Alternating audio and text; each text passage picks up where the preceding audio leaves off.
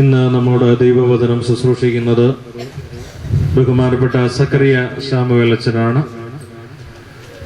ദൈവവചന ശുശ്രൂഷ അനുഗ്രഹകരമായി നിർവഹിക്കുവാൻ കർത്താവ് എടുത്ത് ഉപയോഗിക്കുന്ന ഒരു വന്യാത ആചാര്യ ശ്രേഷ്ഠനാണ്.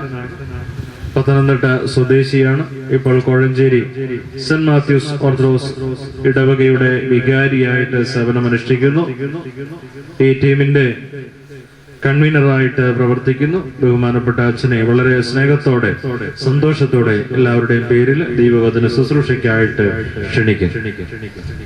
ത്രിയേക ദൈവത്തിന്റെ ധന്യതിരുനാമത്തിന് മഹത്വം ഉണ്ടാകട്ടെ. വൈദിക ശ്രേഷ്ഠരെ, കർത്താവിനാൽ അനുഗ്രഹിക്കപ്പെട്ടിരിക്കുന്ന ദൈവത്തിന്റെ ജനമേ, വിശേഷാൽ ഇവിടെ നടക്കുന്ന സുവിശേഷ സന്ധ്യയുടെ മൂന്നാമത്തെ ദിവസം ഈ പന്തലിലായിരുന്നുകൊണ്ട് ദൈവത്തെ സ്തുതിച്ചു വാഴ്ചാൻ നമുക്കിടയാവുകയാണ്. ഇന്ന് പരിശുദ്ധനായ പൗലോസ് കൊരിന്ത്യർക്ക് എഴുതിയ ലേഖനം എന്റെ 16-ാം അധ്യായം 13-14 വാക്യങ്ങൾ. ഉണർന്നിരിപ്പീൻ, വിശ്വാസത്തിൽ നിലനിൽപ്പീൻ, പുരുഷത്വം കാണിപ്പീൻ, ശക്തിപ്പെടുവീൻ, നിങ്ങൾ ചെയ്യുന്നതെല്ലാം സ്നേഹത്തിൽ ചെയ്യുവീൻ. ഉണർന്നിരിപ്പീൻ, വിശ്വാസത്തിൽ നിലനിൽപ്പീൻ, പുരുഷത്വം കാണിപ്പീൻ, ശക്തിപ്പെടുവീൻ, നിങ്ങൾ ചെയ്യുന്നതെല്ലാം സ്നേഹത്തിൽ ചെയ്യുവീൻ. പരിശുദ്ധനായ പരിമളത്തിരുമേനിയുടെ അതിശ്രേഷ്ഠമായ പാദങ്ങൾ സ്പർശിച്ച അദ്ദേഹത്തിന്റെ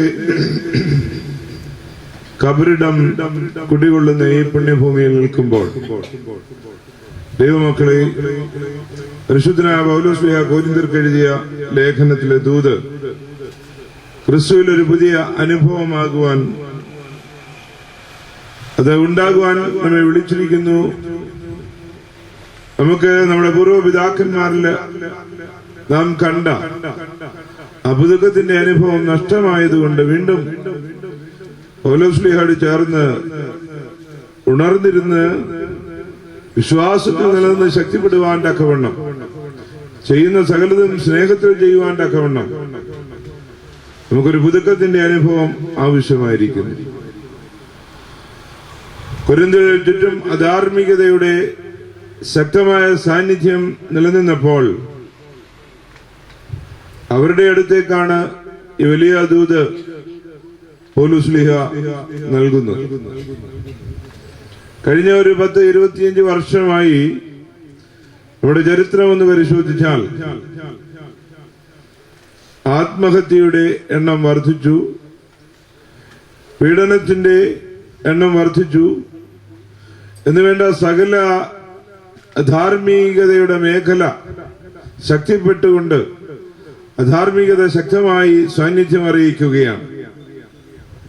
ഇവിടെ നമുക്കിതിനെയൊക്കെ ഗ്ലോബലൈസേഷൻ എന്ന് പറയുന്ന ഒരു നല്ല വാക്ക്, കേൾക്കാൻ സുഖകരമായ കർണമധുരമായ ഒരു വാക്ക് എടുത്ത് സൂചിപ്പിച്ചുകൊണ്ട് ഇതൊക്കെ ഇന്നുണ്ടായ ഗ്ലോബലൈസേഷന്റെ ഭാഗമാണ്, ആഗോളവൽക്കരണത്തിന്റെ ഭാഗമാണെന്ന് പറഞ്ഞ് പലപ്പോഴും നാം രക്ഷപ്പെടാറുണ്ട്. നമുക്കറിയാം, കമ്മ്യൂണിസവും നിയോ ക്യാപിറ്റലിസവും ഒക്കെ എന്താണ് നൽകിയത്. കമ്മ്യൂണിസം ഏറ്റവും നല്ല ഐഡിയാസ് നമുക്ക് നൽകി. കാരണം മനുഷ്യന്റെ പ്രൈമറി നീഡ്സ്, അവന്റെ അത്യന്താപേക്ഷിതമായ ആവശ്യങ്ങൾ നിറവേറ്റപ്പെടണമെന്നാണ് കമ്മ്യൂണിസം പഠിപ്പിച്ചത്. അവനുണ്ണാനും ഉടുക്കുവാനും അവന് പാർക്കുവാനുമുള്ള അവകാശം അത് നിലനിർത്തണം, അതെല്ലാവർക്കും ലഭ്യമാകണം. ഏറ്റവും നല്ല ഒരു സിദ്ധാന്തമായിരുന്നു. നല്ലത് നമുക്കറിയാം, അനേക കമ്മ്യൂണിസ്റ്റ് രാജ്യങ്ങൾ തകർന്ന തരിപ്പണമായി പോയി. കാരണം മറ്റൊന്നുമല്ല, ഈ പ്രൈമറി നീഡ്സിനെ കുറിച്ചൊക്കെ പറഞ്ഞുവെങ്കിലും അതോടൊപ്പം അവരൊരു കാര്യം അടിയുറച്ച് വിശ്വസിക്കുകയും പഠിപ്പിക്കുകയും ചെയ്തു, ദൈവമില്ല എന്നുള്ള പഠിപ്പേര്. പ്രിയമുള്ളവരെ, ദൈവമില്ല എന്ന് പഠിപ്പിച്ചുകൊണ്ട് ഈ ഒരു വലിയ പ്രസ്ഥാനം, വലിയൊരു ആശയം ലോകത്ത് അങ്ങോളം ഇങ്ങോളം പരന്നു. എന്നാൽ ഈ ഒരു പഠിപ്പിക്കലിന് നിലനിൽപ്പില്ലായിരുന്നു, എക്സിസ്റ്റൻസ് ഇല്ലാതെ പോകുന്നു എന്നുള്ളതാണ് നാം ഇന്ന് മനസ്സിലാക്കുന്നത്. വീണ്ടും യൂറോപ്യൻ രാജ്യങ്ങളും അമേരിക്കയും ഒക്കെ ചേർത്ത് വെച്ച ഒരു സിദ്ധാന്തമാണ് നിയോ ക്യാപിറ്റലിസം. അമേരിക്ക ഫ്രീഡം എന്ന് പറയുന്ന മോട്ടോ ഉയർത്തിക്കൊണ്ട് ലക്ഷ്യം എല്ലാവർക്കും സ്വാതന്ത്ര്യം എന്നുള്ള വലിയൊരു ലക്ഷ്യത്തോടെ ഈ നിയോ ക്യാപിറ്റലിസം അവിടെ ശക്തമായി. എന്നാൽ നിയോ ക്യാപിറ്റലിസം പഠിച്ച ഒരു രീതി, ഒരു മാർഗം, പണം ഇഷ്ടം പോലെ ഉണ്ടാകാം, അതിനോടൊപ്പം ദൈവത്തെയും വിളിക്കാം. അപ്പോൾ ദൈവത്തെയും മാമോനെയും ഒന്നിച്ച് സ്നേഹിക്കുക, ഒന്നിച്ച് സേവിക്കുക എന്നുള്ളതാണ് നിയോ ക്യാപിറ്റലിസം പറഞ്ഞു പഠിപ്പിച്ചത്. ഇവിടെ രണ്ട് വ്യത്യസ്തമായ സിദ്ധാന്തങ്ങളാണ് ഞാൻ ഓർമ്മിപ്പിച്ചത്, കമ്മ്യൂണിസവും നിയോ ക്യാപിറ്റലിസവും. നിയോ ക്യാപിറ്റലിസത്തിൽ അടിയുറച്ച് പണവും ഉണ്ടാക്കിക്കോ, ആവശ്യത്തിന് ദൈവത്തെയും വിളിച്ചോ എന്ന് പറഞ്ഞവർ അനേക ദേവാലയങ്ങൾ തുറന്ന് ഒരു മനുഷ്യനും അവിടേക്ക് കയറുവാനില്ലാതെ ആരാധന നഷ്ടപ്പെട്ട അവസ്ഥയിൽ ജീവിക്കുകയാണ്. അപ്പോൾ ഈ രണ്ട് സിദ്ധാന്തങ്ങളുമല്ല, അതിന്റെ ഇടയിൽ കൂടി നാം മനസ്സിലാക്കേണ്ട ഒരു ദൈവശാസ്ത്രം എന്താണെന്ന് ചോദിച്ചാൽ, ആ ദൈവശാസ്ത്രമാണ്, ആ ദൈവചിന്തയാണ് പരിശുദ്ധനായ പരിമല തിരുമേനി പ്രാർത്ഥനയിലൂടെ എനിക്ക് നിങ്ങൾക്കും പകർന്നു തന്നത്. പ്രിയ ദൈവമക്കളെ, ഞാൻ ഓർമ്മിപ്പിച്ചു, ഭക്തി പ്രകടനമല്ല, പ്രകടനപരമായ ഭക്തി അത് നിലനിൽക്കുന്നില്ല. ഗ്ലോബലൈസേഷന്റെ ഏറ്റവും വലിയ ആഫ്റ്റർ എഫക്ട് എന്താണെന്ന് ചോദിച്ചാൽ, എന്തും പ്രകടിപ്പിക്കുക. അത് മാമോദീസ ആയാലും ശവസംസ്കാരമായാലും അതെന്തും പ്രകടിപ്പിക്കുക. കഴിഞ്ഞ ദിവസം ഒരു സാറ് ഞങ്ങൾ വൈദികർക്ക് ക്ലാസ് എടുത്തപ്പോൾ ഓർമ്മിപ്പിച്ചു, പണ്ട് ഒത്തിരി പ്രയാസപ്പെട്ട് കിടന്ന സമയം, ഇന്ന് പള്ളികൾക്കൊന്നും വലിയ മട്ടുപ്പാവുകളോ മറ്റ് ചട്ടവട്ടങ്ങളോ ഒന്നുമില്ല. ഈ ഒരു അവസരത്തിൽ മറയില്ലാതെ ഒരു പള്ളി ആരാധന നടത്തുവാനായി കൈമുറ്റാനായി വൈദികൻ ഇറങ്ങി വന്നു. ഒരു അമ്മച്ചി കൈമുത്തി, എല്ലാവരും കൈമുത്തി. ഒരു അമ്മച്ചി അവസാനം കൈമുത്തിയിട്ട് അച്ഛൻ്റെ 2 രൂപ കൊടുത്തിട്ട് പറഞ്ഞു, അച്ഛാ അടുത്ത ആഴ്ചയില് അപ്പച്ചന്റെ ആണ്ടാണ്, അച്ഛൻ കുർബാന ചൊല്ലണം. അപ്പൊ മറയൊന്നുമില്ല. അച്ഛന് പൈസയൊക്കെ വാങ്ങിച്ചു, അകത്തേക്ക് പോയി. അവസാനം ത്രോണോസിനോട് യാത്ര പറയുന്ന ഒരു പ്രാർത്ഥനയിൽ ചൊല്ലുന്നുണ്ട്, അടുത്ത ദിവസം അല്ലെങ്കിൽ ഇനി ഞാൻ നിന്നിലേക്ക് അടുത്ത് വരുമോ എന്ന് എനിക്ക് നിശ്ചയമില്ല. ഞാൻ സമാധാനത്തോടെ യാത്രയൊക്കെ ചോദിച്ച് പോകുന്ന ഒരനുഭവം. അപ്പോ അമ്മച്ചി ഇത് കേട്ടുകൊണ്ട് താഴെ നിൽക്കുകയായിരുന്നു. അടുത്ത ആഴ്ച വരാൻ നിശ്ചയമില്ലെങ്കിൽ പിന്നെ അച്ഛന്റെ പൈസ കൊടുത്തിട്ട് കാര്യമില്ല. അതുകൊണ്ട് അച്ഛനെ പൈസ ഇങ്ങനെ അന്നേരം അടുത്ത ആഴ്ച വരുന്നവരെ കൊണ്ട് ഞാൻ കുർബാന ചൊല്ലിച്ചോളാം. പ്രിയ ദൈവമക്കളെ, ഞാൻ ഓർമ്മിപ്പിച്ചത്, ഇന്ന് നമുക്ക് ഏത് TV പരിപാടികൾ കണ്ടാലും വിശുദ്ധ കുർബാന രഹസ്യമായി ചെയ്യേണ്ട പല ഭാഗങ്ങളും നമുക്കിന്ന് വ്യക്തമായി സുവ്യക്തമായി കാണുവാൻ, അത് മനസ്സിലാക്കുവാനായിട്ട് സാധിക്കുന്നു. ഈ പ്രകടനം ഗ്ലോബലൈസേഷന്റെ ഏറ്റവും വലിയ ഒരു എഫക്റ്റാണ്. അപ്പൊ ഞാൻ പറഞ്ഞു, കമ്മ്യൂണിസം നഷ്ടമായി, നിയോ ക്യാപിറ്റലിസം വന്നു പോയി. ഇവിടെ നിലനിൽക്കുന്ന പ്രാർത്ഥനയുടെ അനുഭവത്തെ കുറിച്ചാണ് ഞാൻ ഓർമ്മിപ്പിച്ചത്. പക്ഷെങ്കിൽ ഈ നിലനിൽക്കുന്ന പ്രാർത്ഥനയുടെ അനുഭവത്തിൽ വിശ്വാസി ആയിരിക്കുമ്പോഴും എന്തെങ്കിലുമൊക്കെ ഒന്ന് പ്രകടിപ്പിക്കണം. ഒരു പ്രകടന ഭക്തിയുടെ ഒരവസ്ഥ എന്നെ നിങ്ങളെയും ഭരിക്കുന്നില്ലേ എന്നുള്ള കാര്യം ആത്മാർത്ഥമായി ഞാൻ നിങ്ങളും ഓർക്കേണ്ടതാണ്. പ്രിയ ദൈവമക്കളെ, ഞാൻ ഓർമ്മിപ്പിച്ചത് പ്രാർത്ഥനയുടെ അനുഭവത്തെ കുറിച്ചാണ്. പരിശുദ്ധനായ പൗലോസ് കൊരിന്ത്യരോട് ആവശ്യപ്പെടുന്നത്, ഉണർന്നിരിപ്പീൻ, വിശ്വാസത്തിൽ നിലനിൽപ്പീൻ, പുരുഷത്വം കാണിപ്പീൻ, ശക്തിപ്പെടുവീൻ, നിങ്ങൾ ചെയ്യുന്നതെല്ലാം സ്നേഹത്തിൽ ചെയ്യുവീൻ. നമ്മുടെ ഓരോരുത്തരുടെയും ജീവിതങ്ങൾ പരിശോധിക്കുമ്പോൾ നാം ഇന്ന് ആയിരിക്കുന്ന അവസ്ഥയെക്കുറിച്ച് ഒരു നിമിഷം ചിന്തിക്കേണ്ടത് അത്യന്താപേക്ഷിതമാണ്. എന്റെ കഴിഞ്ഞകാല ജീവിതവും ഞാൻ ഇന്ന് എത്തി നിൽക്കുന്ന എന്റെ അവസ്ഥയും, കഴിഞ്ഞ കാലങ്ങളിൽ നമ്മുടെ ഒപ്പം ഉണ്ടായിരുന്ന പലരും നമ്മെ വിട്ടുപോയവരാണ്, നമ്മുടെ ഒപ്പമില്ല. ഇന്നലെ അച്ഛൻ സൂചിപ്പിച്ചതുപോലെ 2015 നോക്കുമ്പോൾ നമ്മുടെ കൂടെ ഉണ്ടായിരുന്ന പലരും ഇന്ന് 2016 ജനുവരി 1 പ്രവേശിക്കുവാൻ ഉണ്ടാകുമോ, നാം ഉണ്ടാകുമോ എന്ന് നമുക്ക് നിശ്ചയമില്ല. എന്തായിരുന്നാലും പ്രിയ ദൈവമക്കളെ, ഞാൻ പറഞ്ഞല്ലോ, ഈ കമ്മ്യൂണിസമോ അല്ല നിയോ ക്യാപിറ്റലിസമോ അല്ല, അതിനേക്കാൾ ഉപരിയായ ഒരു ജീവിത ശൈലി, അത് പ്രാർത്ഥനയിലൂടെ ദൈവമക്കൾ വളർത്തിയെടുക്കേണ്ട ശൈലിയാണ്. അതാണ് പരിശുദ്ധൻ നമ്മെ പഠിപ്പിച്ചത്. ഇവിടെ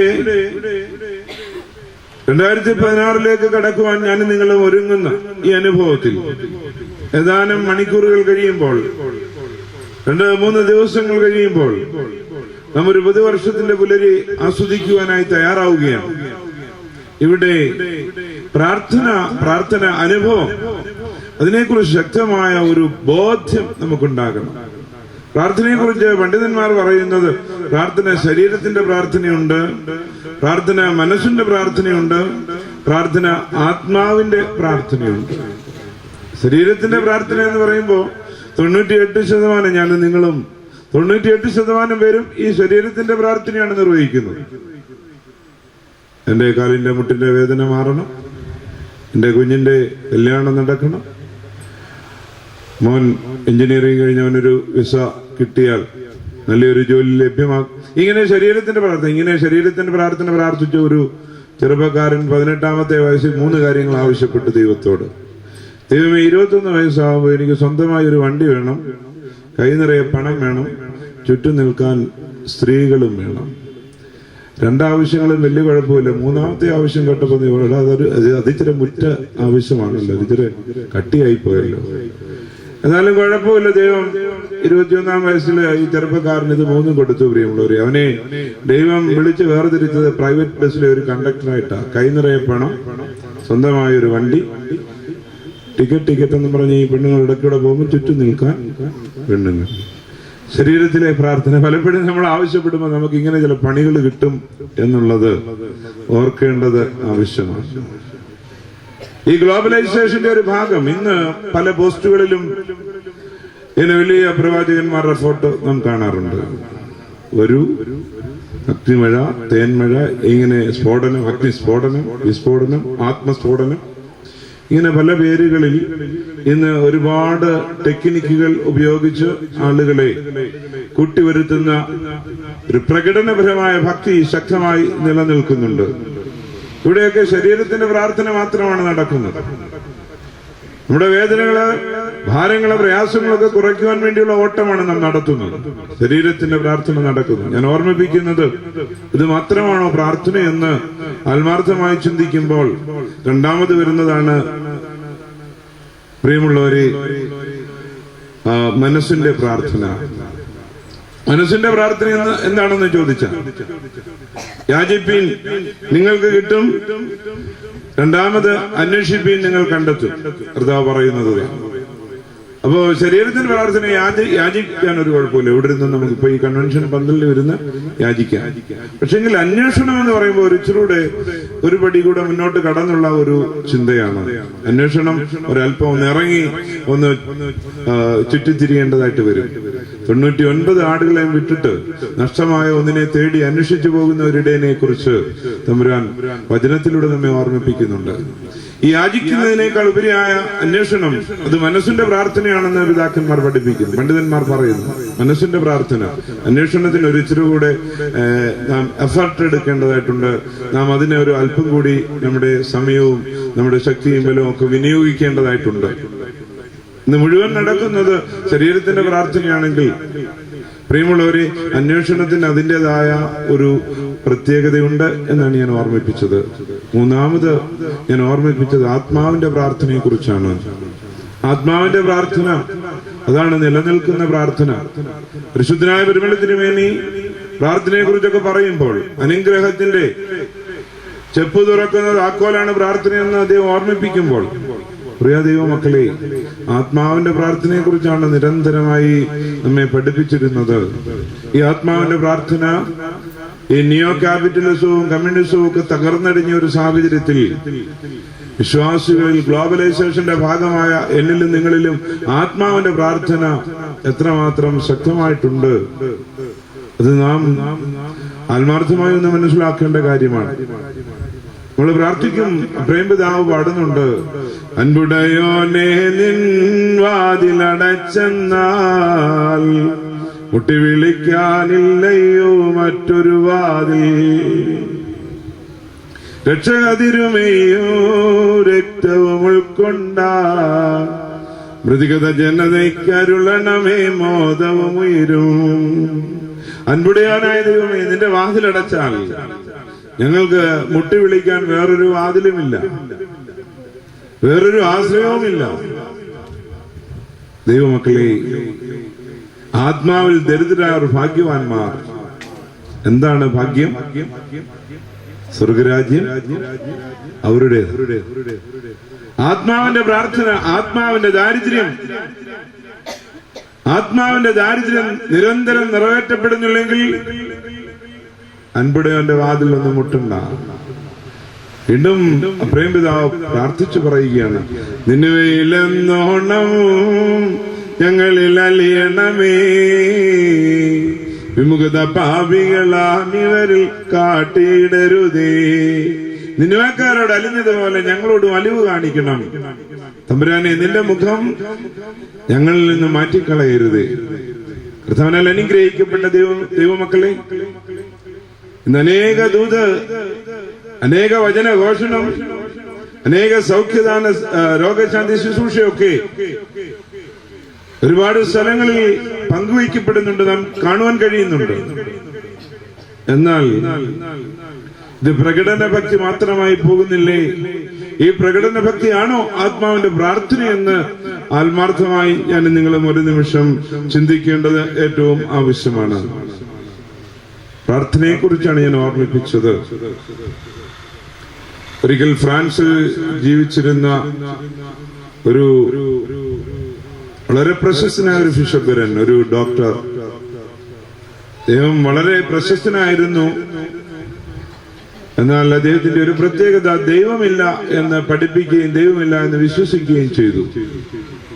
അദ്ദേഹത്തിന്റെ വലിയൊരു പാളിച്ച അതായിരുന്നു. ദൈവമില്ല എന്നുള്ള ഒരു ചിന്ത, അത് പഠിപ്പിക്കുവാൻ, അത് മറ്റുള്ള തന്റെ അടുത്ത് വരുന്ന രോഗികളെയൊക്കെ ഇത് പറഞ്ഞ് പഠിപ്പിക്കുവാൻ, അതിലേക്ക് നയിക്കുവാനും അദ്ദേഹം ശക്തമായി അദ്ദേഹത്തിന്റെ സമയം ചിലവഴിച്ചു. ഇങ്ങനെയായിരുന്ന സമയത്ത് ലൂർദ് എന്ന് പറയുന്ന, നാം ലൂർദിലെ മാതാവിനെ കുറിച്ചൊക്കെ കേട്ടിട്ടുണ്ട്. ലൂർദ് എന്ന് പറയുന്ന ഫ്രാൻസിലെ ഒരു സ്ഥലത്ത് ഒരുപാട് അത്ഭുതങ്ങൾ നടക്കുന്നു എന്ന് ഈ ഡോക്ടർ, അദ്ദേഹത്തിന്റെ പേര് അലക്സ് കാൾ എന്നായിരുന്നു, അദ്ദേഹത്തിന് അറിയാൻ കഴിഞ്ഞു. അദ്ദേഹം ഈ ലൂർദിലെ ബിഷപ്പിനെ വിളിച്ചിട്ട് പറഞ്ഞു, എനിക്ക് 2 ആഴ്ച സമയം ലൂർദിൽ താമസിക്കാൻ തരാമെങ്കിൽ ലൂർദിൽ നടക്കുന്ന സംഭവങ്ങളെല്ലാം വ്യാജമാണെന്ന് ഞാൻ തെളിയിക്കാം. ലൂർദിൽ ഒരു അത്ഭുതവും നടക്കുന്നില്ല, അവിടെ നടക്കുന്നതെല്ലാം കള്ളത്തരമാണെന്ന് ഞാൻ തെളിയിക്കാം. ദൈവജനമേ, ഈ ബിഷപ്പ് പറഞ്ഞു, ഞാൻ നിങ്ങൾക്ക് 4 ആഴ്ച തരാം. 2 ആഴ്ചയാണല്ലോ നിങ്ങൾ ചോദിച്ചത്. 4 ആഴ്ച തരാൻ, നിങ്ങൾ അവിടെ താമസിച്ച് ഇത് തെളിയിക്കൂ എന്ന് പറഞ്ഞു. ഈ വെല്ലുവിളി ഏറ്റെടുത്തുകൊണ്ട് ലൂർദിലേക്ക് പോയ ഈ ഡോക്ടർ അലക്സ് കാൾ, അദ്ദേഹം വീണ്ടും അവിടെ താമസിച്ച് 1 മാസം കഴിഞ്ഞപ്പോൾ 1 മാസം കൂടി ഈ ബിഷപ്പിനോട് ആവശ്യപ്പെട്ടു അവിടെ താമസിക്കുവാൻ വേണ്ടി. അദ്ദേഹത്തിന് 1 മാസം ചോദിച്ചെടുത്ത് 2 മാസം കൂടി കൂടുതൽ കൊടുത്തു. അങ്ങനെ 4 മാസം മുഴുവൻ ലൂർദിൽ താമസിക്കുവാനുള്ള അവസരം ഈ ഡോക്ടർക്ക് കിട്ടി, നിരീശ്വരവാദിയായ മനുഷ്യന് കിട്ടി. 4 മാസം കഴിഞ്ഞ് മനോഹരമായ ഒരു പുസ്തകം അവിടെ നിന്ന് ആ സമയം കൊണ്ട് അദ്ദേഹം അവിടെ എഴുതി. ആ പുസ്തകത്തിന്റെ പേരാണ് പ്രയർ ഈസ് പവർ, പ്രാർത്ഥനയാണ് ശക്തി. അനേക മനസ്സുകളെ തൊട്ട് മാനസാന്തരത്തിന്റെ അനുഭവത്തിലേക്ക് കൊണ്ടുവരുവാൻ തക്കവണ്ണം ലൂർദിലെ 4 മാസ താമസം കൊണ്ട് ഈ നിരീശ്വരവാദിയായ മനുഷ്യന് സാധിച്ചു. അദ്ദേഹം ദൈവത്തെ അറിയുക മാത്രമല്ല, കോടാനുകോടി ആളുകൾ ഈ പുസ്തകത്തിലൂടെ ദൈവത്തെ അറിയുവാൻ തക്കവണ്ണം അലക്സ് കാൾ എന്ന് പറയുന്ന നിരീശ്വരവാദിയായ ഡോക്ടർ എഴുതിയ പുസ്തകമാണ് പ്രയർ ഈസ് പവർ. പ്രിയ ദൈവമക്കളെ, ഞാൻ ഓർമ്മിപ്പിച്ചത്, പ്രാർത്ഥന ശരീരത്തിന്റെ പ്രാർത്ഥനയല്ല, പ്രാർത്ഥന മനസ്സിന്റെ പ്രാർത്ഥനയല്ല, പ്രാർത്ഥന ആത്മാവിന്റെ പ്രാർത്ഥന. ആത്മാവിന്റെ പ്രാർത്ഥന ദൈവസന്നിധിയിൽ സമർപ്പിക്കുമ്പോൾ എന്റെ നിങ്ങളുടെയും ജീവിതത്തിൽ 5 രീതികൾ അവലംബിക്കേണ്ടതായിട്ടുണ്ട്. ഒന്നാമത്, പ്രാർത്ഥിക്കുമ്പോൾ വിശ്വാസത്തോടെ പ്രാർത്ഥിക്കണം. വിശ്വാസത്തോടെ പ്രാർത്ഥിക്കുക. നമ്മൾ പറയുന്നുണ്ട്, വിശ്വാസികൾക്കാണ് ഈ വിശുദ്ധ കുർബാന നൽകുന്നത്, തിരുശരീരവും തിരുരക്തവും എടുത്ത്. നമ്മളെല്ലാം വിശ്വാസികളാണ്, യാതൊരു സംശയവുമില്ല. പരിശുദ്ധ മാമോദീസ സ്വീകരിച്ച് സഭയോട് ചേരുന്ന ഓരോ ദൈവവൈതലും അവൻ സത്യവിശ്വാസിയാണ്. സത്യവിശ്വാസിക്ക് നൽകപ്പെടുന്നു എന്നാ പറയുന്നത്. ഒന്നാമത്, പ്രാർത്ഥനയ്ക്ക് ശക്തമായി ഈ പ്രാർത്ഥന ദൈവസന്നിധിയിൽ കൈക്കൊള്ളപ്പെടുവാൻ വിശ്വാസത്തോടെ പ്രാർത്ഥിക്കണം. വിശ്വാസത്തോടെ പ്രാർത്ഥിക്കുക എന്ന് പറഞ്ഞാൽ എന്താണ് ഇതുകൊണ്ട് നാം മനസ്സിലാക്കുന്നത്? ഞാനൊരു ഉദാഹരണം പറയാം. മാർച്ച് മാസം മഴയ്ക്ക് വേണ്ടി പ്രാർത്ഥിക്കുവാനായി വല്യപ്പച്ചനും വല്യമ്മച്ചിയും കൂടി പള്ളിയിൽ പോവുകയാണ്.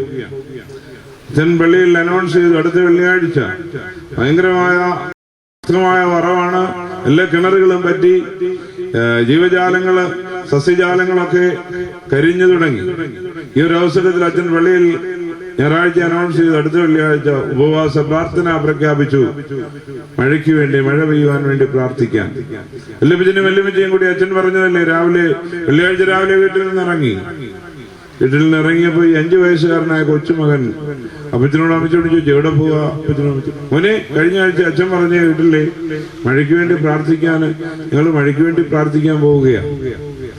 അപ്പൊ ഈ കൊച്ചുമകൻ ചോദിച്ചു, മഴയ്ക്ക് വേണ്ടി പ്രാർത്ഥിക്കാൻ പോവുകയാണെങ്കിൽ അപ്പച്ചനും അമ്മച്ചിയും കൊടയെടുത്തോണ്ട് പോകും, എന്താ കൊട കൊണ്ട് പോകാത്തേ? ഓ, മഴയൊന്നും പെയ്യത്തില്ല, പ്രാർത്ഥിക്കാൻ പോകുന്നല്ല ഉള്ളൂ. വിശ്വാസം ആശിക്കുന്നതിന്റെ ഉറപ്പ്, കാണാത്ത കാര്യങ്ങളുടെ നിശ്ചയം. 2 കുഞ്ഞുങ്ങള്, 10 വയസ്സുകാരനും 5 വയസ്സുകാരനും കോട്ടയത്ത് നിന്ന് തിരുവനന്തപുരത്തേക്ക് യാത്ര ചെയ്യാനായിട്ട് പോയി. കോട്ടയത്ത് നിന്ന് തിരുവനന്തപുരത്തിന് ഒരു ഫാസ്റ്റ് ബസ്സില് അപ്പനും അമ്മയും കയറ്റി ഇരുത്തി തിരുവനന്തപുരത്തിൽ ടിക്കറ്റ് എടുത്ത് ഇവർ യാത്ര ചെയ്യുക. യാത്ര തുടങ്ങി കൊടിമതി ആയപ്പോ ഇവര് കണ്ടക്ടറോട് പറഞ്ഞു, സാറേ തിരുവല്ല ആകുമ്പോ ഒന്ന് പറയണേ. പറയാം മക്കളെ, തിരുവല്ല ആകുമ്പോ പറയും. അപ്പൊ ഇങ്ങോട്ട് വന്ന് വണ്ടി മുന്നോട്ട് വന്ന് ചിങ്ങവനം ആയപ്പോ പിള്ളേർ ചോദിച്ചു, സാറേ തിരുവല്ല ആയോ? ഇല്ല മക്കളെ, തിരുവല്ല ആയില്ല, തിരുവല്ല ആകുമ്പോ പറയാം. ഇങ്ങോട്ട് വന്ന് വീണ്ടും വണ്ടി മുന്നോട്ട് പോയി ചങ്ങനാശ്ശേരി വന്നപ്പോ വീണ്ടും പിള്ളേർ ചാടി എഴുന്നേറ്റ് ചോദിച്ചു, സാറേ ചങ്ങനാശ്ശേരി ആയോ? ഇല്ലടാ പിള്ളേരെ, അവിടെ തിരുവല്ല ആകുമ്പോ തിരുവല്ല ആയോ എന്ന് ചോദിച്ചു. തിരുവല്ല ആകുമ്പോൾ പറയാം, ഇത് ചങ്ങനാശ്ശേരിയാ. പിന്നെ അവിടെ പിള്ളേർ അടങ്ങിയിരുന്നു. പിള്ളേരില്ലേ, കുഞ്ഞുങ്ങൾ അവിടെ ഇരുന്ന് ഉറങ്ങിപ്പോയി. തിരുവല്ല ആയപ്പോ വണ്ടി സ്റ്റാൻഡിൽ കയറി, കണ്ടക്ടർ മറന്നുപോയി. ബെല്ലടിച്ച് സ്റ്റാൻഡിൽ വണ്ടി വിട്ടു കഴിഞ്ഞപ്പോ ആളുകളെല്ലാം നോക്കിയിരിക്കുക കണ്ടക്ടറോട് ചൂടാകാം. പിള്ളേർ പറഞ്ഞത് അവിടുന്ന് കയറിയപ്പോഴേ തിരുവല്ലാകം പറയണേ, നിർത്തുക വണ്ടി പുറമോട്ടെടുക്കുക. ഈ കുഞ്ഞുങ്ങൾ പറഞ്ഞാണ് തിരുവല്ലാകുമ്പോ. അയ്യോ, കണ്ടക്ടർ വന്നേരമാ ഓർത്തെ. കണ്ടക്ടർ വിളിച്ചു പിള്ളേരെ എണ്ണീര്, തിരുവല്ലായി. തിരുവല്ലായി. എന്താ ഇറങ്ങാനല്ല സാറേ, പപ്പായും മമ്മിയും പറഞ്ഞായിരുന്നു, മക്കളെ തിരുവല്ല ആകുമ്പം ചോറ് പൊതി കെട്ടി തന്നിട്ടുണ്ട്, അത് അഴിച്ച ചോറിനുണ്ടെന്ന് പറഞ്ഞായിരുന്നു. പപ്പായിലും മമ്മിയിലുമുള്ള പിള്ളേരുടെ വിശ്വാസം. പിള്ളേര് തിരുവനന്തപുരത്തിന് പോകാനാണ് ടിക്കറ്റ് എടുത്തിരിക്കുന്നത്. പക്ഷെ തിരുവല്ല ആകുമ്പോ ഒന്ന് പറയണേന്നേ പറഞ്ഞുള്ളൂ. തിരുവല്ലാകുമ്പം പറയാൻ പറഞ്ഞത്, ആ ചോറ് കെട്ടിക്കൊടുത്തിട്ടുണ്ട്, അത് ഉണ്ണാന് അവിടെ ചെല്ലുമ്പോ ഉണ്ണണേ, സമയമാകുമോ, അതുകൊണ്ട് മക്കളെ നിങ്ങൾ അവിടെ ചെല്ലുമ്പോൾ ചോറുണ്ണണേ എന്ന് പറഞ്ഞതേ. വിശ്വാസത്തോടുകൂടിയ പ്രാർത്ഥനയാണ് ഒരു ഭക്തന്റെ ജീവിതത്തിൽ. ഇന്ന് മാതാപിതാക്കളുടെ വിശ്വാസം മക്കൾക്ക് എത്രമാത്രം ഉണ്ടെന്ന് നിങ്ങൾ ചിന്തിച്ചാൽ മതി. നമ്മൾ കാണിച്ചു കൊടുക്കുന്ന മാതൃകകളെ കുറിച്ച് ഒരു നിമിഷം ആത്മാർത്ഥമായി ഓർക്കുമ്പോൾ നമ്മുടെ മാതൃക നമ്മുടെ മക്കളെ എത്രമാത്രം വിശ്വാസത്തിലേക്ക് നയിക്കുന്നു. ഞാനൊന്നും ഇതിനെക്കുറിച്ച് കൂടുതലായി പറയുന്നില്ല, കാരണം ഒരു പബ്ലിക് മീറ്റിംഗ് ആവുമ്പോ പ്രിയമുള്ളവരെ, നമ്മളെക്കാൾ മറ്റു പലരും ഇത് കേൾക്കുന്നുണ്ടല്ലോ. എങ്കിലും ഓർക്കണം, ഇന്ന് വിശുദ്ധ ആരാധനയെ സംബന്ധിക്കുവാൻ 7 മണിക്ക് പള്ളിയിൽ പ്രഭാത നമസ്കാരം തുടങ്ങുമെങ്കിൽ വിശ്വാസത്തോടെ പള്ളിയിലേക്ക് കടന്നു വരുന്ന മാതാപിതാക്കൾ എത്ര പേർ 7 മണിക്ക് ഈ പ്രാരംഭത്തിൽ പ്രാർത്ഥനയ്ക്കായി പിതാവിനും പുത്രനും പരിശുദ്ധരുമായിരിക്കും സ്തുതി എന്ന് പറയുമ്പോൾ പരിശുദ്ധ ദേവാലയ അങ്കണത്തിൽ പ്രാർത്ഥിക്കുവാനായി കൂടി വരുന്നുണ്ട് എന്ന് ആത്മാർത്ഥമായി ഒരു നിമിഷം ചിന്തിക്കണം. ദൈവമക്കളെ, നമ്മൾ കാണിച്ചു കൊടുക്കുന്നില്ലെങ്കിൽ നമ്മുടെ തലമുറയ്ക്ക് അത് പ്രവർത്തിക്കുവാൻ കഴിയുകയില്ല. നമ്മൾ 8 മണിക്കാണെങ്കിൽ ആണ് പള്ളിയിലേക്ക് വരുന്നതെങ്കിൽ നമ്മുടെ പിള്ളേർ തട്ടിക്കുടഞ്ഞ് എഴുന്നേറ്റ് കുളിച്ച് റെഡിയായി വരുമ്പോഴേക്കും 9:30 ആകും. കാരണം 7 മണിക്ക് പോകണം എന്നുള്ള ഒരു പതിവ് നമുക്കിന്ന് ജീവിതത്തിൽ പല പതിവുകളുമുണ്ട്. ചിലര് എവിടെ പോയി, അച്ചായനോടെ പോയി ചോദിച്ചാൽ അച്ചാന് മുക്കിനോട്ട് ഇറങ്ങി, അച്ഛൻ മാടത്തിലോട്ട് പോയി, മമ്മി എന്തിയാ അമ്മ സീരിയല് കാണുന്നു. ഓരോ പതിവ് നമ്മൾക്കുണ്ട്. കർത്താവായ യേശു മിശിഹായ്ക്ക് ഒരു പതിവേ ഉണ്ടായിരുന്നുള്ളൂ, അത് പ്രാർത്ഥനയുടെ പതിവായിരുന്നു. പടയാളികൾ വന്ന് യേശുവിനെ തിരക്കുമ്പോ ഗത്സമനാത്തോട്ടത്തിൽ രക്തം വിയർക്കുകയാണ്. ഗത്സമനാത്തോട്ടത്തിൽ രക്തം വിയർത്ത് പ്രാർത്ഥിക്കുകയാണ്. യേശുവിനുണ്ടായിരുന്ന പതിവ്, യേശു പ്രാർത്ഥിക്കാൻ പോയി. എല്ലാവരെയും വേറിട്ട് പിതാവാം ദൈവത്തിന്റെ മുമ്പാകെ രക്തം പൊടിക്കുന്ന പ്രാർത്ഥന.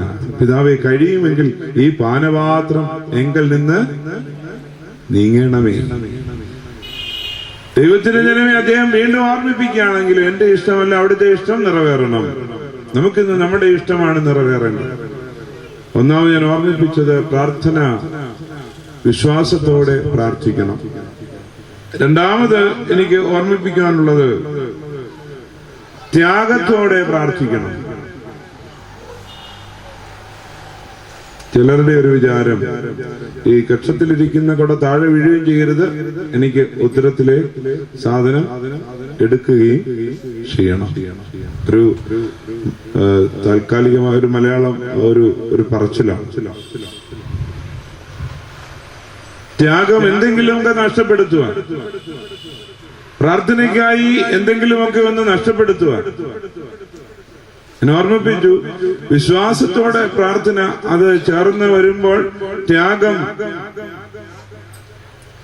എന്ന് പറഞ്ഞാൽ ചിലപ്പോ ഉപവസിക്കേണ്ടി വരും, ചിലപ്പോ പട്ടിണി കിടക്കേണ്ടി വരും, ചിലപ്പോ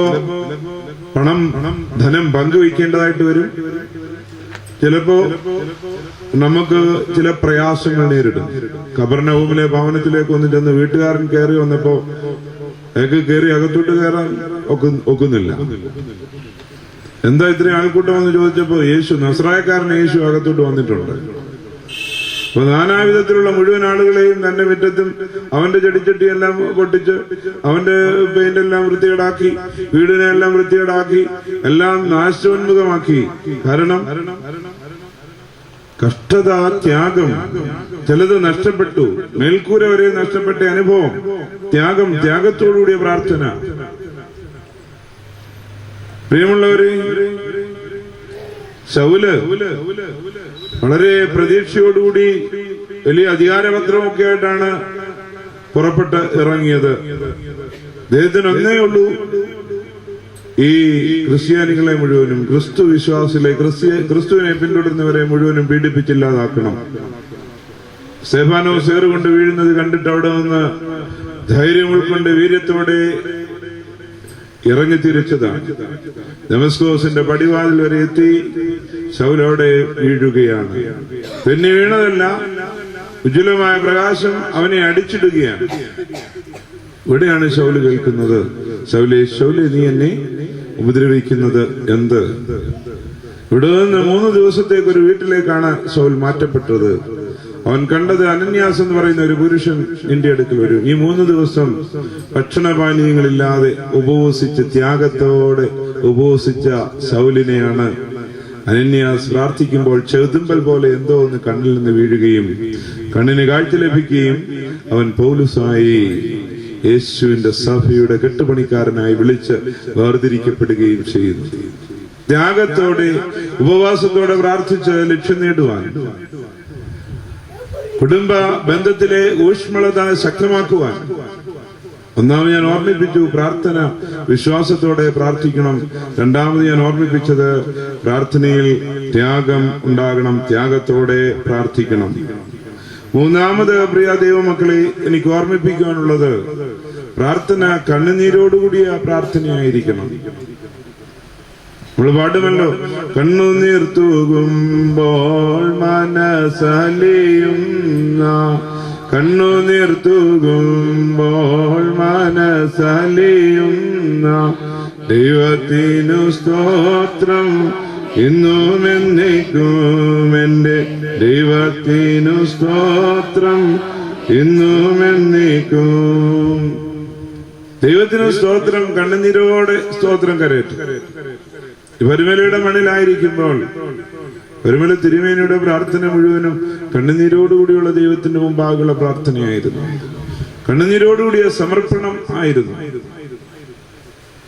കണ്ണുനീർ വിശ്വാസിയുടെ ജീവിതത്തിൽ ശക്തമായ ചില സന്ദേശങ്ങൾ നൽകുകയാണ്. കുരിശിന്റെ മുമ്പിലിരുന്ന് ഞാനും നീയും കരഞ്ഞാൽ നസ്രായക്കാരനായ യേശു കുരിശിൽ നിന്ന് ഇറങ്ങി വരും. കുരിശിൽ നിന്ന് ഇറങ്ങി വന്ന് നമ്മെ ആശ്വസിപ്പിക്കും, നമ്മെ സമാശ്വസിപ്പിക്കും, യാതൊരു സംശയവുമില്ല.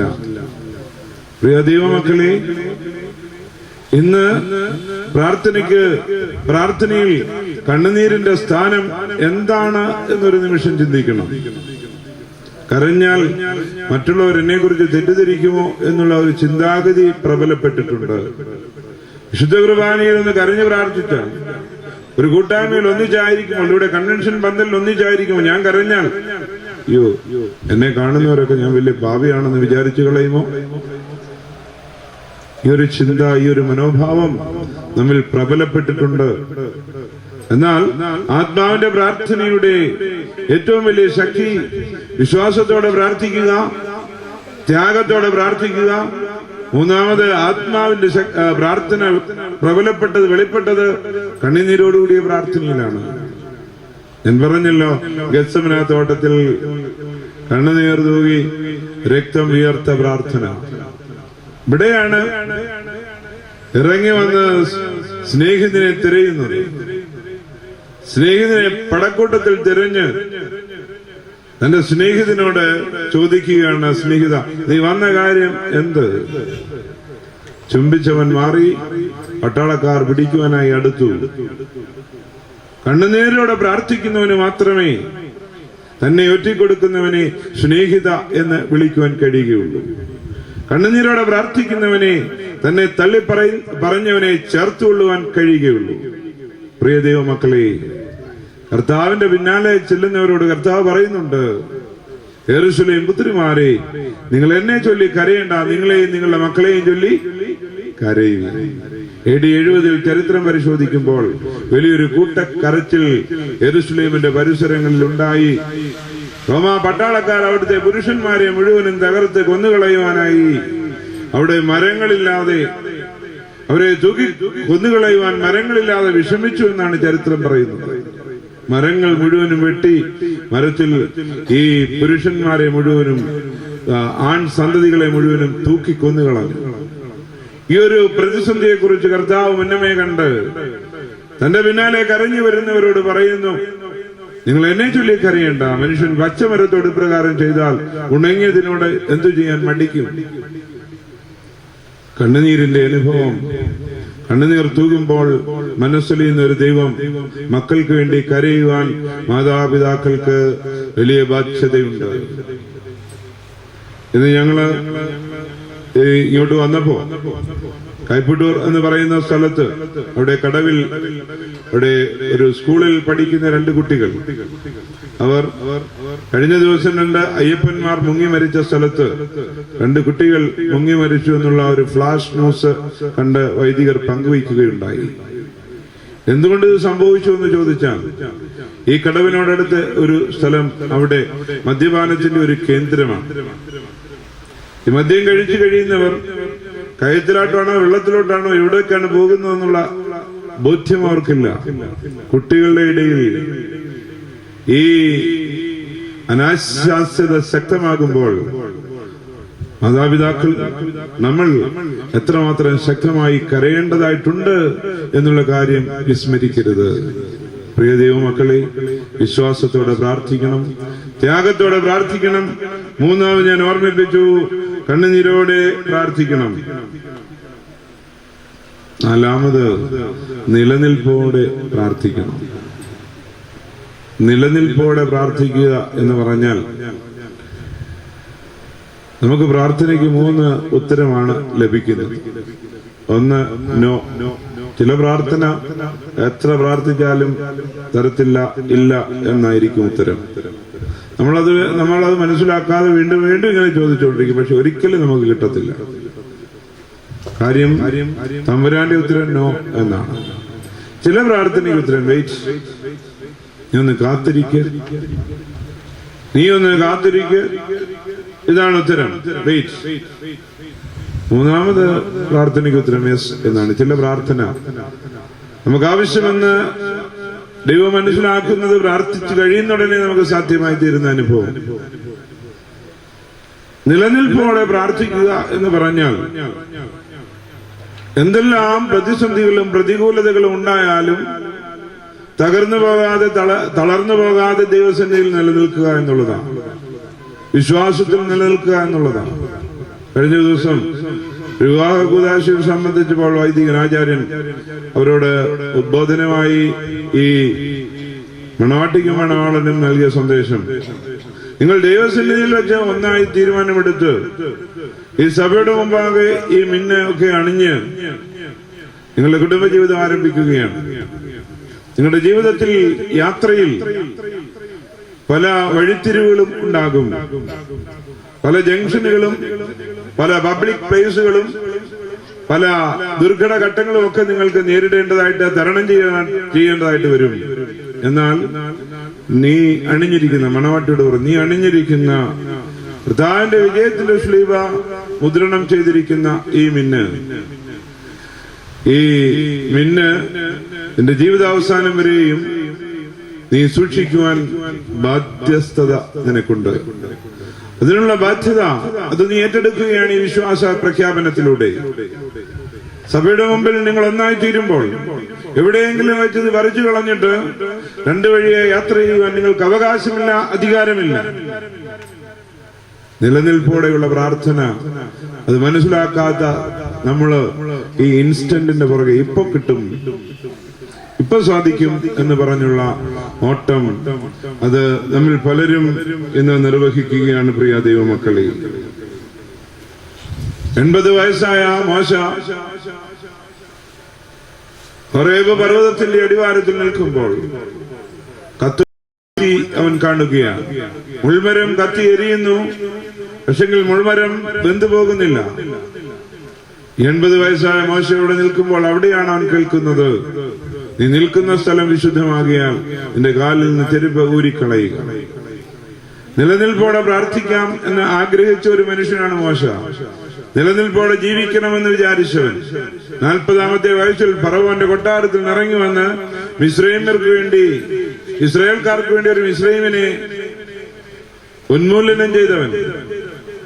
2ാം ദിവസം വീണ്ടും വന്ന് ഇസ്രായേൽക്കാർ തമ്മിൽ വഴക്കുണ്ടാക്കിയപ്പോൾ അവരോട് മധ്യസ്ഥം പറയാൻ വന്നപ്പോൾ നമ്മൾ ഒന്നാണ്, നമ്മൾ വഴക്കുണ്ടാക്കേണ്ടവരല്ല എന്നൊക്കെ പറഞ്ഞ് അവരെ ബോധ്യപ്പെടുത്തിയപ്പോൾ അവർ പറഞ്ഞു, നിന്നെ ആരാണ് ഞങ്ങൾക്ക് ന്യായാധിപനും ന്യായപാലകനും ഒക്കെ ആക്കി തീർത്തത്? നീ ഞങ്ങളെ ഇന്നലെ മിസ്രൈമിനെ കൊന്നതുപോലെ ഞങ്ങളെയും കൊല്ലുവാൻ വന്നിരിക്കുകയാണ്. അവിടെ നിന്ന് നിമിഷങ്ങൾക്ക് ഓടിപ്പോകേണ്ടി വന്നു. പ്രിയമുള്ളവരെ, 40 വർഷമാണ് ഈ മനുഷ്യൻ അജ്ഞാതവാസം വനാന്തരങ്ങളിൽ നടത്തിയത്. ഇത്രോയുടെ ആടുകളെ മേയിച്ചുകൊണ്ട് നടക്കുമ്പോഴാണ് ഹോറേബ് പർവ്വതത്തിൽ കത്തുന്ന മുൾപടർപ്പിൽ യഹോവയായ ദൈവത്തിന്റെ ശബ്ദം കേൾക്കുന്നത്. 40ാമത്തെ വയസ്സിൽ ദൈവത്തിന് വേണ്ടി പ്രവർത്തിക്കാൻ വന്നെങ്കിൽ അവനെ ഒന്ന് രൂപാന്തരപ്പെടുത്തിയെടുക്കുവാൻ, അവനെ ഒരു പക്വമതിയാക്കി തീർക്കുവാൻ, നിലനിൽപ്പോടെ അവൻ പ്രാർത്ഥിക്കുമെന്ന് അറിയുവാൻ ദൈവം ഒരു സാഹചര്യം അവന് കൊടുത്തു. ഇവിടെ വെച്ച് അവനെ വിളിക്കാൻ പറയുകയാണ്, എനിക്ക് ചെവി കേൾക്കത്തില്ല, സംസാരിക്കാൻ വയ്യ, കണ്ണു കാണത്തില്ല, ഒരുപാട് പരാതികൾ. ഞാൻ ആരോഗ്യവാനായി ഇറങ്ങി വന്നപ്പോൾ നിനക്ക് എന്നെ വേണ്ടായിരുന്നു. 40ാമത്തെ വയസ്സിൽ നല്ല ആരോഗ്യം ഉണ്ടായിരുന്നു. ഇപ്പൊ 80ാമത്തെ വയസ്സിൽ എനിക്ക് ഒത്തിരി പരാജയങ്ങൾ പറ്റി, ഒത്തിരി പരാധീനതകളുണ്ട്.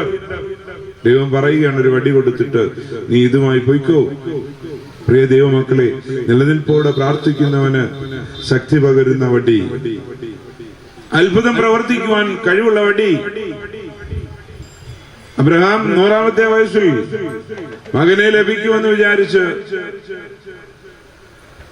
ജീവിതത്തിൽ ആകാശത്തിലെ നക്ഷത്രം പോലെ കടൽ തീരത്തെ മണൽത്തിരി പോലെ നിനക്ക് തലമുറയെ തരുമെന്ന് പറഞ്ഞവൻ ഇതൊന്നും ലഭ്യമാകാതെ 100-ാമത്തെ വയസ്സിലെത്തി നിൽക്കുകയാണ്. ഭാര്യ സാറായിക്ക് 90 വയസ്സ്. ഒന്നും അസാധ്യമല്ലാത്ത ദൈവം വീണ്ടും നിലനിൽപ്പോടെ ഈ ദൈവസന്നിധിയിൽ വിശ്വാസികളുടെ പിതാവ് ശക്തമായി പ്രാർത്ഥിക്കുകയാണ്. വിശ്വാസികളുടെ പിതാവിന് തന്നെ വിളിച്ച് വേർതിരിച്ച യഹോവയായ ദൈവത്തെക്കുറിച്ചൊരു ബോധ്യമുണ്ടായിരുന്നു. നിലനിൽപ്പോടെ പ്രാർത്ഥിക്കുവാൻ ദൈവമക്കളെ വിളിക്കപ്പെട്ടിരിക്കുന്ന സഭയുടെ മക്കൾ എന്തെല്ലാം പ്രതിസന്ധികൾ, എന്തെല്ലാം ദുരിതങ്ങൾ, എന്തെല്ലാം ദുഃഖങ്ങൾ, ശക്തിക്കപ്പുറമായ പരീക്ഷകൾ കടന്നു വന്നാലും എന്നെ കരുതുന്നവൻ, എന്നെ കാക്കുന്നവൻ, എന്നെ നടത്തുന്നവൻ ഒരുവനുണ്ട്. അവൻ എന്നെ നിലനിർത്തും, എന്നെ എന്നേക്കും നിലനിർത്തുമെന്നുള്ള ബോധ്യം. പ്രിയ ദൈവമക്കളെ, നിലനിൽപ്പോടെ പ്രാർത്ഥിക്കണം.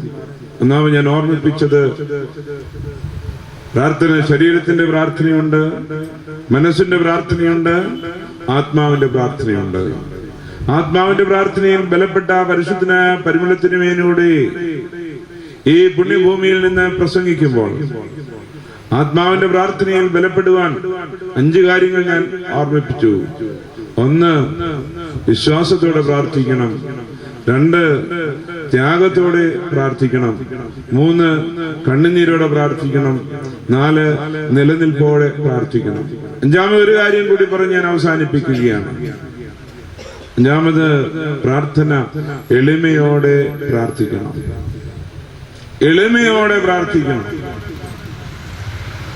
ഐ ആം സംതിങ് എന്നുള്ള തോന്നലല്ല, ഞാൻ മിടുക്കനാണ് എന്നുള്ള തോന്നലല്ല. എന്താ മധ്യസ്ഥ പ്രാർത്ഥന?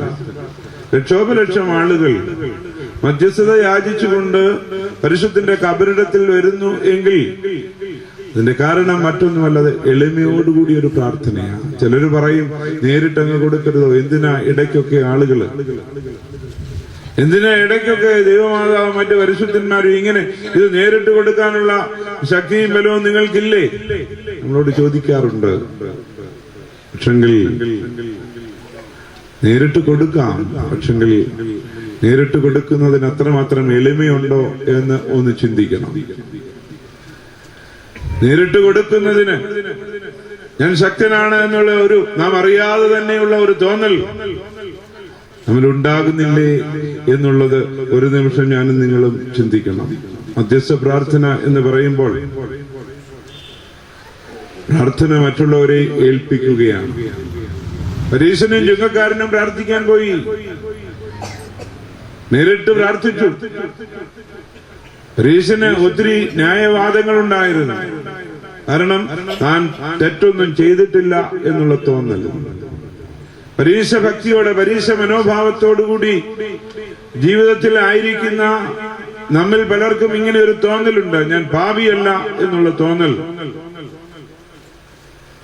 എന്റെ ദൈവത്തിന്റെ ജനമേ, ചുങ്കക്കാരൻ ഇത്ര മാത്രമേ ഉള്ളൂ, എന്നോട് കരുണ തോന്നണമേ, ജീവിതം മുഴുവനും ഈ കരുണ തോന്നണമേ എന്ന് പ്രാർത്ഥിക്കുന്ന വിശ്വാസി, കുറിയലായുസോൻ എന്ന് എപ്പോഴും ചൊല്ലുന്ന ദൈവ പൈതൽ, പിതാവേ ഭാവിയായ എന്നോട് കരുണ തോന്നണമേ എന്നുള്ള പ്രാർത്ഥന. ഈ കരുണയിൽ സകല അനുഗ്രഹവും അടങ്ങിയിരിക്കുന്നു എന്ന് ഒരിക്കലും നിങ്ങൾ വിസ്മരിക്കരുത്. അനാത്മാർത്ഥമായി നിങ്ങളെ ഓർമ്മിപ്പിക്കുന്നത്, മധ്യസ്ഥം യാചിച്ച് പ്രാർത്ഥിക്കുക എന്ന് പറയുമ്പോൾ നമ്മൾ ഒന്നുകൂടി ഒന്ന് എളിമപ്പെടുക എന്നുള്ളതാണ്. അപ്പോൾ വിശ്വാസവും ത്യാഗവും കണ്ണുനീരും നിലനിൽപ്പും എളിമയും പ്രാർത്ഥനയിൽ ആവശ്യമാണ്. എളിമപ്പെടുന്ന പ്രാർത്ഥന. പരിശുദ്ധ ദൈവമാതാവ് പ്രാർത്ഥിച്ചു, ദൈവമാതാവിന് മംഗളവാർത്ത ലഭിച്ചു. അത്യുന്നതന്റെ ശക്തി നിന്റെ മേൽ നിഴലിടും, നീ ഗർഭം ധരിച്ച് ഒരു മകനെ പ്രസവിക്കും, അവൻ ഇമ്മാനുവേലാകും, ദൈവം നമ്മോടുകൂടെ, ഗോഡ് വിത്ത് us. പ്രിയ ദൈവമക്കളെ,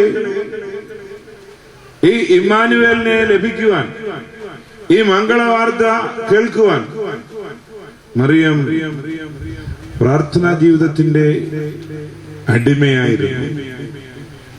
പ്രാർത്ഥനാ ജീവിതത്തിന്റെ അടിമയായിരുന്ന മറിയാം യെരൂശലേം ദേവാലയത്തിൽ ചുറ്റിപ്പറ്റി നിന്നവൾ അവൾ കേൾക്കുന്ന ശബ്ദമാണ് ഗബ്രിയേലിന്റെ ശബ്ദം. അവൾ കേൾക്കുന്ന ദൂതാണ് ഗബ്രിയേലിന്റെ ദൂത്.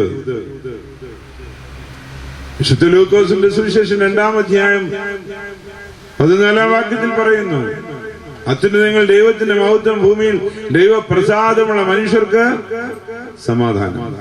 ദൈവപ്രസാദം. ദൈവപ്രസാദത്തിന് എന്തു ചെയ്യണം? കന്യകമറിയാൻ പ്രാർത്ഥിച്ചു, മംഗളവാർത്ത ലഭിച്ചു. ഞാനും നിങ്ങളും പ്രാർത്ഥിക്കുമ്പോൾ എന്ത് വാർത്തയാണ് നമുക്ക് ലഭിക്കുന്നത്? ഒരുപാട് സമയം, ഒരുപാട് മണിക്കൂറുകൾ ജീവിതം മുഴുവനും വേസ്റ്റ് ചെയ്യുന്നവരാണോ ഞാനും നിങ്ങളും? ആത്മാർത്ഥമായി ഒന്ന് ചിന്തിച്ചാട്ടെ. ദൈവമക്കളെ, എളിമയോടുകൂടിയ പ്രാർത്ഥന. കന്യകമറിയാമിന്റെ എളിമ. ഞാൻ കർത്താവിന്റെ ദാസി, ഞാൻ യഹൂദ മതത്തിന്റെ ദാസിയാണെന്ന് പറഞ്ഞില്ല, ഞാൻ യൗസേപ്പിന്റെ ദാസിയാണെന്ന് പറഞ്ഞില്ല. കണ്ടാലും ഞാൻ കർത്താവിന്റെ ദാസി, നിന്റെ വാക്ക് പോലെ എനിക്ക് ഭവിക്കട്ടെ. ദൈവമക്കളെ, എന്റെ നിങ്ങളുടെയും പ്രാർത്ഥന ശക്തിപ്പെടുന്നത് ഈ ഒരു അനുഭവത്തിലാണ്. ഞാൻ പറഞ്ഞല്ലോ, ദൈവമാതാവ് പ്രാർത്ഥിച്ചപ്പോൾ മംഗളവാർത്ത. കർത്താവ് ഗെത്സമന തോട്ടത്തിൽ പ്രാർത്ഥിച്ചപ്പോൾ കുരിശിലെ ശക്തി. എന്താണ് കുരിശിലെ ശക്തി? കുരിശിലെ ശക്തി വെളിപ്പെട്ടു. എലോഹി എലോഹി ലമാ ശബ്ദാനി എന്ന് പറഞ്ഞ് തന്റെ ജീവൻ വിടുമ്പോൾ പാറകൾ പിളർന്നു, കല്ലറകൾ തുറക്കപ്പെട്ടു. യെരൂശലേം ദേവാലയത്തിന്റെ മറ 2-ആയി കീറിപ്പോയി. സൂര്യൻ തന്റെ മുഖം മറച്ചു. ഇത് കണ്ട് ഈ ഗോൽഗോഥാ മലയുടെ താഴ്വാരത്തിൽ ഇതെല്ലാം സൂക്ഷിച്ചു നോക്കി നിന്ന ഒരു ശതാധിപൻ പറയുന്നുണ്ട്, ഇങ്ങനെ ജീവനെ വിട്ട യേശുവിനെ കണ്ട് ഇവൻ സത്യമായും ദൈവമായിരുന്നു. ഞാൻ ഓർമ്മിപ്പിച്ചത്, ഗെത്സമന തോട്ടത്തിൽ പ്രാർത്ഥിച്ച യേശു കുരിശിൽ ശക്തി, കുരിശിലെ ശക്തി വെളിപ്പെടുത്തി. പ്രാർത്ഥിക്കാതെ വന്ന 2 കള്ളന്മാരെ നാം കാണുന്നുണ്ട്. പ്രാർത്ഥിക്കാതെ ഇങ്ങനെയൊക്കെ കാര്യങ്ങൾ നേരിടുന്നവർക്ക് ഇത് പഴിയും ദുഷിയും പരസ്പരം ചീത്തവിളി. നീ മിണ്ടാതിരി, ഇവൻ ഒരു തെറ്റും ചെയ്തിട്ടില്ലെന്ന് ഒരുത്തും പറയുമ്പോ, പിന്നെ ഒരു തെറ്റും ചെയ്യാത്ത ദൈവമായിരുന്നെങ്കിൽ ഇവരിങ്ങനെയൊന്നും വരത്തില്ലായിരുന്നല്ലോ. ഇങ്ങനെയുള്ള സംഭാഷണമാണ് 2 സൈഡിൽ കിടക്കുന്ന പ്രാർത്ഥിക്കാതെ വന്ന കള്ളന്മാരിൽ നിന്നുണ്ടാകുന്നത്. പ്രാർത്ഥിച്ച യേശു കുരിശിൽ ശക്തി വെളിപ്പെട്ടു. പെന്തക്കോസ്തായുടെ അനുഭവം നാം പഠിക്കുമ്പോൾ 120 പേർ മാളിക മുറിയിലിരുന്ന് പ്രാർത്ഥിക്കുന്നു. ശിഷ്യന്മാരുണ്ട്. പ്രിയ ദൈവമക്കളെ, അവരെ ഞാൻ അറിയുന്നില്ലെന്ന് പറഞ്ഞ് തള്ളിപ്പറഞ്ഞ പത്രോസിന്റെ നേതൃത്വത്തിൽ 120 പേർ അവിടെ ഇരുന്ന് പ്രാർത്ഥിക്കുമ്പോൾ തീനാവുകൾ അവരിലേക്ക് ഇറങ്ങി. ഒന്നിച്ചു കൂടിയിരുന്ന് പ്രാർത്ഥിച്ചവർക്ക് പെന്തക്കോസ്തായുടെ അനുഭവം ലഭിച്ചു. പരിശുദ്ധാത്മ അഭിഷേകം ലഭിച്ചു. ദൈവമാതാവിന് മംഗളവാർത്ത, കർത്താവിന് കുരിശിലെ ശക്തി. പ്രാർത്ഥിച്ച ശിഷ്യന്മാർ വലയും വള്ളവുമായിട്ടൊക്കെ ഇറങ്ങി തിരിച്ചവർ. യേശു മരിച്ചു എന്ന് പറഞ്ഞപ്പോൾ അടക്കി കഴിഞ്ഞ് 8 പേരൊന്നിച്ച് ഗലീല കടലിൽ മീൻ പിടിക്കാൻ പോയി. രാത്രി മുഴുവനും അധ്വാനിച്ചവർക്കൊന്നും കിട്ടിയില്ല. കിട്ടാതെ തിരിച്ചു വന്നവരാണ് നാം അവരെ മനസ്സിലാക്കുന്നുണ്ട്. 3 വർഷം മുമ്പ് നസ്രായക്കാരൻ വിളിച്ചപ്പോൾ വലയും വള്ളവും ഒക്കെ ഉപേക്ഷിച്ച് കൂടെ പുറപ്പെട്ടവർ യേശു പോയി എന്ന് മനസ്സിലാക്കിയപ്പോൾ വലയും വള്ളവും ഒക്കെ തിരിച്ചെടുത്ത് മീൻപിടുത്തത്തിന് വേണ്ടി ഇറങ്ങുകയാണ്. പ്രിയമുള്ളവരെ, യേശുവില്ലാതെ മീൻ പിടിക്കാൻ പോയവര് ഒരു പറയുന്നുണ്ട്, രാത്രി മുഴുവനും അധ്വാനിച്ചു, ഒന്നും കിട്ടിയില്ല. എന്നാൽ പെന്തക്കോസ്താ ശക്തിക്ക് വേണ്ടി കാത്തിരുന്നവർ, ഉച്ചിതനായ യേശുവിനെ കണ്ടവർ, അവനെ തൊട്ടുനോക്കിയവർ, വിലാപ്പുറത്ത് കൈവച്ചവർ, ഇവരെല്ലാവരും കൂടി മാളിക മുറിയിൽ ഒന്നിച്ചുകൂടി ആരാധന നടത്തി പ്രാർത്ഥിച്ചപ്പോൾ പെന്തക്കോസ്താ അനുഭവം അവർക്കുണ്ടായി. അവരിലേക്ക് തീനാവുകൾ ഇറങ്ങി. മീൻപിടുത്തക്കാർ മനുഷ്യരെ പിടിക്കുന്നവരാകുന്നത് അവിടെ വെച്ചാണ്.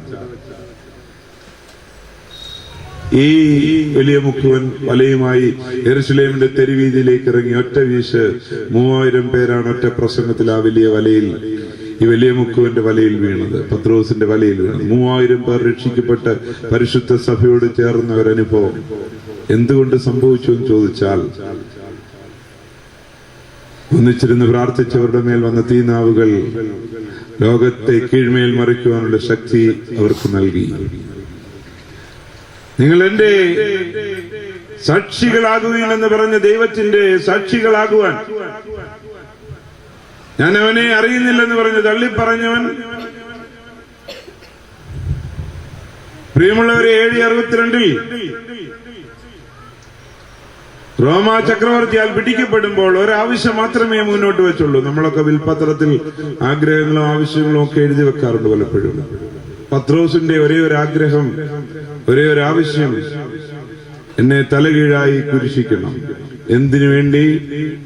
എന്റെ ഗുരുവിന്റെ പാദങ്ങളെ ചുംബിച്ച് എനിക്ക് മരിക്കണം. എന്നെ വാക്കുകൾ ഉപസംഹരിക്കുകയാണ്. ഞാൻ ഓർമ്മിപ്പിച്ചത് ഒന്ന് സമപ്പ് ചെയ്യാം. ഞാൻ ആദ്യം പറഞ്ഞു, ഉണർന്നിരിപ്പീൻ, വിശ്വാസത്തിൽ നിലനിൽപ്പീൻ, ശക്തിപ്പെടുവീൻ, പുരുഷത്വം കാണിപ്പീൻ, നിങ്ങൾ ചെയ്യുന്നതെല്ലാം സ്നേഹത്തിൽ ചെയ്യുവീൻ. രണ്ട് സിദ്ധാന്തങ്ങളെ കുറിച്ച് ഞാൻ ഓർമ്മിപ്പിച്ചു, കമ്മ്യൂണിസവും നിയോ ക്യാപിറ്റലിസവും. കമ്മ്യൂണിസം നിലനിന്ന പല രാജ്യങ്ങളും ഏറ്റവും നല്ല ഒരു സിദ്ധാന്തമാണ് പഠിപ്പിച്ചത്. ഇത് പ്രൈമറി നീഡ്സ് ഓഫ് മാൻ, മനുഷ്യന്റെ പ്രാഥമിക ആവശ്യങ്ങളെ കുറിച്ച് പറഞ്ഞു, അതിനുവേണ്ടി പ്രവർത്തിച്ച പക്ഷെങ്കിൽ അവർ പരാജയപ്പെടുവാൻ കാരണം ദൈവമില്ല എന്ന് പഠിപ്പിച്ചു. നിയോ ക്യാപിറ്റലിസം പഠിപ്പിച്ചത് ദൈവവും മാമോനും ഒരുപോലെ രണ്ടിനെയും വിളിച്ചു. ദൈവത്തെ മാമോനെയും ഒരുപോലെ വിളിക്കാൻ പറഞ്ഞു. നിയോ ക്യാപിറ്റലിസം യൂറോപ്പിലും അമേരിക്കയിലും ഒക്കെ തകർന്നടിഞ്ഞ ഒരു അനുഭവമാണ്.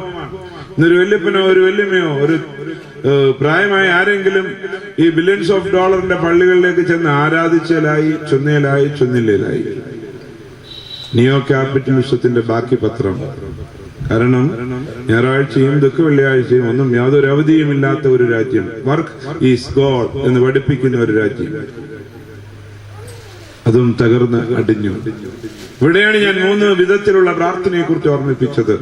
ശരീരത്തിന്റെ പ്രാർത്ഥന, മനസ്സിന്റെ പ്രാർത്ഥന, ആത്മാവിന്റെ പ്രാർത്ഥന. ശരീരത്തിന്റെ പ്രാർത്ഥന ഞാൻ പറഞ്ഞു, ഒട്ടുമിക്ക പ്രാർത്ഥനയും ശരീരത്തിന്റെ പ്രാർത്ഥനയാണ്. മനസ്സിന്റെ പ്രാർത്ഥന, അന്വേഷിപ്പീൻ, നിങ്ങൾ കണ്ടെത്തും. ഒരു പടി കൂടി മുന്നോട്ട് കടന്നു ചെന്നുള്ള ഒരു ചിന്ത. എന്നാൽ ഞാൻ പറഞ്ഞു, പരിശുദ്ധനായ പരിമള തിരുമേനിയുടെ ആത്മാവിന്റെ പ്രാർത്ഥന ഉണ്ടാകണം. സഭാമക്കൾ, ഞാനും നിങ്ങളും ക്രിസ്തു ദൈവവിശ്വാസികളായി നിലനിൽക്കുവാൻ ആത്മാവിന്റെ പ്രാർത്ഥനയുടെ വശങ്ങളിലേക്ക് കടന്നു ചെന്നപ്പോൾ ഞാൻ പറഞ്ഞത്, വിശ്വാസത്തോടെ പ്രാർത്ഥിക്കണം, ത്യാഗത്തോടെ പ്രാർത്ഥിക്കണം, കണ്ണുനീരോടെ പ്രാർത്ഥിക്കണം, നിലനിൽപ്പോടെ പ്രാർത്ഥിക്കണം. 5ാമത് ഞാൻ ഓർമ്മിപ്പിച്ചു, എളിമയോടെ പ്രാർത്ഥിക്കണം. ആരെങ്കിലും കബറിങ്കിലേക്ക് പോകുന്നെങ്കിൽ ഇനിയും നിങ്ങൾ ചെല്ലുമ്പോൾ, നിങ്ങൾ ചെല്ലുവാൻ കാരണം ഈ എളിമ നിങ്ങൾ നിലനിൽക്കുന്നത് കൊണ്ടാണ്. ഈ എളിമ നിങ്ങളിൽ നിലനിൽക്കുന്നത് കൊണ്ടാണ്. പ്രിയമുള്ളവരെ, ഞാൻ എന്റെ വചന ശുശ്രൂഷ അവസാനിപ്പിക്കുകയാണ്. ഒരു കാര്യം കൂടി ഓർമ്മിപ്പിക്കാം.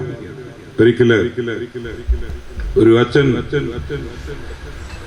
രാത്രിയിൽ കിടന്ന് ഉറങ്ങി 1 മണിയായപ്പോൾ ഒരു ഫോൺ കോൾ.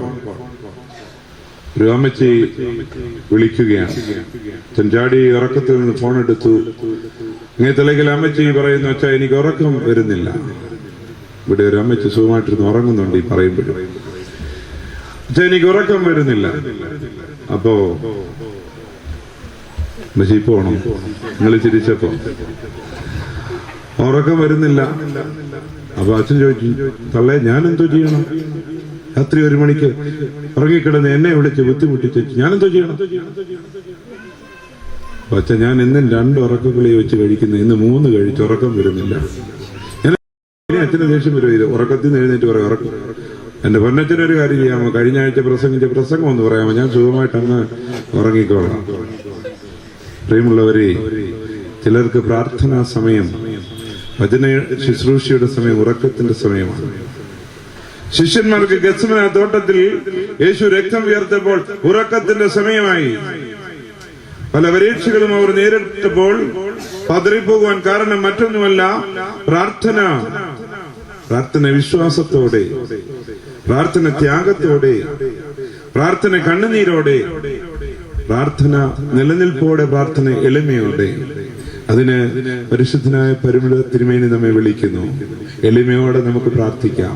നല്ല ജീവിതം, അനുഗ്രഹത്തിന്റെ അനുഭവം 2015-ൽ 2016-ൽ നമ്മെ പിന്തുടരുവാൻ തക്കവണ്ണം പ്രിയ ദൈവമക്കളെ, നമുക്ക് നമ്മെ തന്നെ താഴ്ത്തി സമർപ്പിക്കാം. ദൈവം അതിന് നമ്മെ സഹായിക്കട്ടെ എന്ന് പ്രാർത്ഥിച്ചുകൊണ്ട് എന്റെ വാക്കുകൾ ഉപസംഹരിക്കുന്നു. എല്ലാ നന്മകളും അനുഗ്രഹങ്ങളും ദൈവം നമുക്കെല്ലാവർക്കും എന്നും നൽകട്ടെ.